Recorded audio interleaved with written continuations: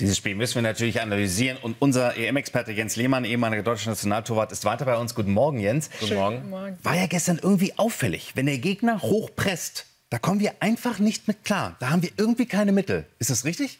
Naja gut, das ist ja das Ziel.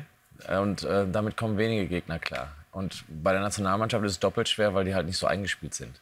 Im Verein kann man ja viel probieren. Aber es war natürlich auffällig, dass es da immer Probleme gibt. Was mich so ein bisschen sagen wir mal, beunruhigt, ist, dass eigentlich der Plan nach vorne so ein bisschen fehlt gegen solch tiefstehende Mannschaften. Das haben wir jetzt zum 3. Mal gesehen. Und da sind wir ein bisschen abhängig von Musiala, Wirtz, die dann durch Einzelaktionen irgendwie was versuchen zu kreieren.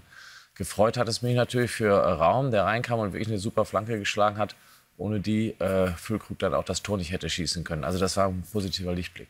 Immerhin dann der Wechsel, der dann auch gefruchtet hat. Nun ist ja schon die Frage, was ist das Learning jetzt aus diesem Spiel? Was würdest du sagen? Also es ist so, dass gerade gestern die Spieler einfach auf dem Platz machen, was sie wollen teilweise. Und das ist immer etwas, was irgendwann nach hinten losgeht. Weil wenn die Organisation nicht klar ist, dann hat man Probleme, vor allen Dingen gegen bessere Gegner. Und wahrscheinlich ist Julian Nagelsmann jetzt nicht jemand, der gerade auch mal eine harte Ansage machen kann. Das weiß ich nicht, aber es sieht so aus, dass da auf dem Platz eben mal jeder so läuft, wie er Lust hat. Und damit weiterzukommen, ist schwierig.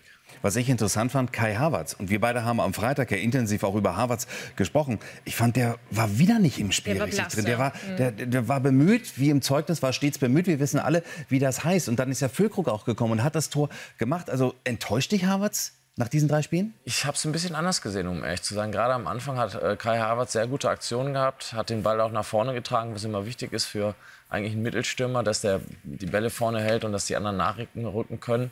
Er hat sicherlich ein bisschen Pech gehabt im Abschluss und wurde dann nachher auch nicht mehr so eingesetzt. Aber ich habe ihn jetzt nicht schlechter gesehen als andere. Okay, nun ist es ja auch auffällig gewesen, dass Julian Nagelsmann für Sicherheit und eigentlich ja für eine klare Verteilung im Spiel sorgen wollte, mit eben auch 3-mal dieser gleichen Startelf. Das wird jetzt in der nächsten Runde schon mal nicht klappen, weil Tah ja ausfällt wegen auch dieser Spielsperrung jetzt. Welche Änderungen müsste man da vielleicht doch noch vornehmen? Füllkrug vielleicht doch von Anfang an auch rein?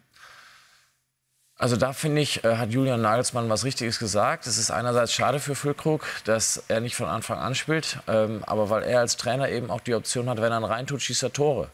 Und vielleicht sollte er, wenn er beim nächsten Mal reinkommt, keine Tore schießen. Dann spielt er von Anfang an.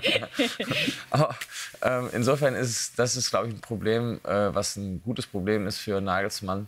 Und da gibt es andere leider, die er mal schnellstens beseitigen sollte. Ja, das ist ja die Abwehr jetzt. Und jetzt gibt es ja bereits schon Stimmen, es war ein schwerer Fehler, dass er Hummels nicht nominiert hat und nicht mitgenommen hat zur EM. Also haben wir tatsächlich jetzt auch im Achtelfinale in der K.O.-Runde durch die Sperre von Tah und Rüdiger, wir wissen nicht, ob er spielt, haben wir ein Abwehrproblem?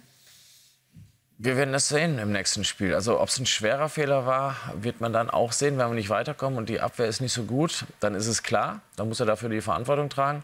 Aber noch ist es nicht so weit. Noch haben wir diese Euphorie, noch haben wir das nächste Spiel. Die Spieler sind jetzt nicht negativ beeindruckt von dem, was sie da gestern geleistet haben. Manchmal ein bisschen erstaunlich, weil so ein bisschen mehr Selbstkritik wäre vielleicht hilfreich, aber ist halt so und vielleicht hilft ihnen das, um dann eben auch einen stärkeren Gegner im Viertelfinale dann zu bezwingen. Ja, vielleicht Teil der Psychologie da, nicht so sehr auf die Fehler dann auch einzugehen.